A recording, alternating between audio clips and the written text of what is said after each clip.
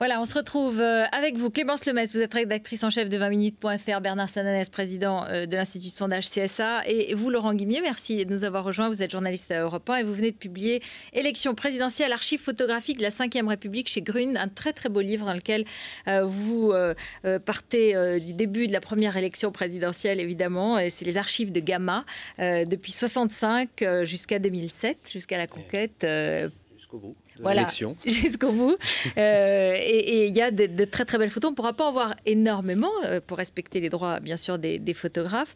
Mais juste peut-être un petit mot. Qu'est-ce que ce voyage dans ces photos, dans ces archives photographiques vous a fait à évoquer pour vous? Pourquoi c'était une envie? C'est une envie. Moi, je suis un fou de politique. En fait, je le dis souvent, c'est un album de famille. C'est l'album de notre famille qui s'appelle La République. Qu'on soit de gauche, de droite, du centre, de l'extrême droite ou de l'extrême gauche, on a tous des photos qui nous restent marquées. Et on se rend compte que tous les 5 ans ou tous les 7 ans avant, il y a cette espèce de grand banquet ou de cette réunion de famille, alors sur laquelle on se fiche un peu sur la figure de temps en temps, mais qui en fait nous rassemble, nous cimente. Et ce bouquin, je pense, quand on le referme, c'est ça. C'est plein de souvenirs, voilà, beaucoup de larmes et beaucoup de sourires aussi. Les nouveaux visages de Le Pen, de Krivine, d'Arlette on les voit tout jeunes. Hein. On les voit tout voilà. Jeunes. Les Tante Yvonne, Claude Pompidou, évidemment Jacques Chirac. Alors on va en parler parce qu'on va en voir quelques-unes. Voilà, ça c'est celle de Mitterrand, évidemment. Ça c'est 74. Voilà. Ça c'est Chirac 80 qui avait rempli le Parc des Princes, 45 000 supporters. Comme quoi les grands-messes à droite, ça date pas de 2012. C'est une vieille histoire. Oui, c'est une vieille histoire. Voilà, Chirac, c'était c'est sa première campagne présidentielle. C'est celle où il a en gros fait son tour de chauffe avant d'échouer une deuxième fois et puis d'être élu la troisième fois. Et c'est là qu'il s'est vraiment imposé comme un homme politique de premier plan. En roulant des mécaniques, encore une fois, en mobilisant l'appareil gaulliste comme aucun autre ne l'avait jamais fait. Et là, c'est Arlette Laguiller. 34 ans, 74, c'est la première fois qu'une femme est candidate à l'élection présidentielle. Et c'est un choc, tout simplement, parce que c'est vrai que c'est la première fois qu'une femme fait campagne dans une élection présidentielle. Mais elle a déjà le travailleuse-travailleur chevillé au corps. Qui continue. Qui a été repris. Qui est repris par Nathalie Moi, j'ai le Arthaud. sentiment qu'on va garder de cette campagne, pour l'instant, les images de ces grands meetings. Ouais. C'est un peu le retour quand même du grand meeting. Alors, il y a toujours eu évidemment des meetings, mais parfois, c'est une affiche électorale qui a marqué l'élection. Là, entre le Bourget, Villepinte, la Bastille pour Mélenchon, on a l'impression quand même que ces grands meetings vont rester une des images. Et ce dimanche, il y a le match, la battle des meetings. Tout à fait. Vincennes pour François Hollande et la Concorde pour Nicolas Sarkozy, qui espère avoir plus de 30 000 personnes, quand on voit que Chirac en avait eu 45 000, finalement 30 000, c'est pas tant que ça. Nicolas Sarkozy, ils espèrent même beaucoup plus. C'est comme les soirées électorales, on donne toujours un chiffre plus bas pour montrer qu'on a dépassé l'objectif et que la mobilisation était plus forte. Alors, on va revenir à un autre type de photo, parce qu'un sondage, on vous le dit, en cours de sciences politiques, c'est une photo d'un instant. Et notre course, donc, c'est la vague de cette semaine, avec vous, Bernard et Clémence. Elle montre quand même, cette semaine, des variations importantes et il y a de véritables informations. Alors, un mot sur ces variations, parce que je crois que c'est, vous avez raison, le phénomène intéressant de la semaine. Le taux de certitude de choix au premier tour, il baisse de 4 points. L'intérêt pour la campagne, il reste assez peu élevé, de 2 tiers.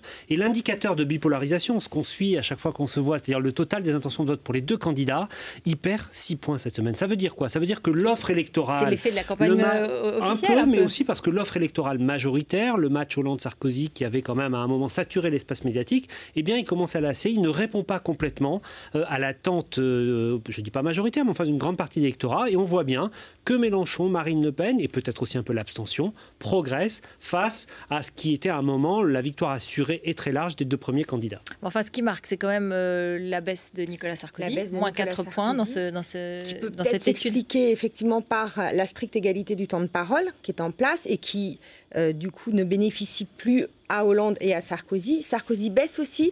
Peut-être qu'il n'a pas fait campagne ce week-end. C'était le week-end pascal. Les 2 principaux candidats se sont arrêtés. Il y a juste eu sa grande interview dans le GDD.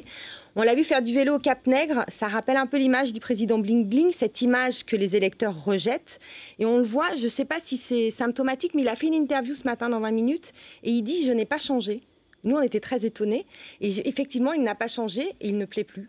Et ça se voit dans les sondages. Et puis, il se passe aussi quelque chose, c'est que Nicolas Sarkozy, quand il est entré en campagne jusqu'à quelques jours après les événements de Toulouse, est revenu au centre de la campagne. Là, par effet, bien sûr, de la campagne officielle, mais aussi parce qu'il y a eu sans doute la séquence un peu ratée du programme, n'est plus au centre de cette campagne. On le sait, vu le retard qu'il a, il a besoin de cette dynamique, il a besoin de renverser la table, il a besoin de faire la course en tête, un peu comme quelqu'un qui met dans une ascension plusieurs attaques. Et là, on a l'impression que la mécanique s'est un peu enrayée. C'est aussi parce que le programme de Hollande n'offre pas, c'est ce que l'on dit, de prise polémique, critique de la part de Sarkozy. Donc effectivement, étant donné qu'il n'a pas un programme extraordinairement lisible avec des mesures simples et fortes et qu'il ne peut pas fracasser un élément précis du programme de Hollande, je pense que c'est aussi pour ça qu'on se dit, mais où est la campagne? Alors, je me rappelle ce que j'ai retrouvé dans votre livre, par exemple la photo de 2007 où à la toute fin de la campagne, il est à cheval, il caracole à côté d'NKM, à cheval en Camargue. C'est le samedi précédent le premier tour. Voilà, donc, et ça c'est une photo forte quand même, hein, du Sarkozy conquérant, quoi, qui fait passer aussi l'idée de la conquête. Hein. Alors à l'époque, il souffle aussi parce que voilà, il sait que il va avoir plusieurs points d'avance, il va débouler en tête, qu'il a creusé l'écart avec Ségolène Royal. Il y a aussi, on voit aussi sur la photo qu'il y a plein de journalistes derrière, hein, parce que c'est une photo en contre-champ. Sur un camion. Sur un camion. D'ailleurs, on le voit dans le film La Conquête, on voit exactement cette scène, mais elle est tirée d'une photo réelle qui est dans le bouquin. Effectivement, on le sent qu'il est totalement apaisé parce qu'il sait que le fait d'arriver en tête assez sensiblement au premier tour sera déterminant au second. Or aujourd'hui, ce qu'on voit, y compris dans la course de cette semaine, c'est que la principale et première motivation de ceux qui votent pour François Hollande, qui nous disent voter pour François Hollande, c'est d'abord s'opposer à Nicolas Sarkozy. 63, ça reprend 4 points, donc c'est assez important. Et l'autre chose qui me marque, c'est que aucun thème de campagne, par les 2007, en 2007, Nicolas Sarkozy avait dominé la campagne parce qu'il y avait installé ses thèmes. Dans cette campagne, personne n'arrive à installer un thème majeur. On aurait pu penser, la campagne a commencé avec le triple A, elle finit avec le permis B. On n'arrive pas à avoir un thème majeur qui s'installe pour aucun des candidats. Alors, Jean-Luc Mélenchon, c'est aussi peut-être cette progression continue, c'est un des souvenirs de la campagne, une des photos de la campagne qui restera, ce sont ces différents meetings en plein air. Quand on regarde depuis janvier, il ne cesse d'augmenter. Chaque fois, d'1 point, 2 points, 3 points. C'est ces grands meetings, c'est peut-être lui qui a remis au goût du jour les grands meetings en plein air, puisqu'on a un peu l'impression que François Hollande et Nicolas Sarkozy se sont dit « Ah, ça marche pour Jean-Luc Mélenchon, pourquoi on n'essayerait pas le dimanche avant le vote ?»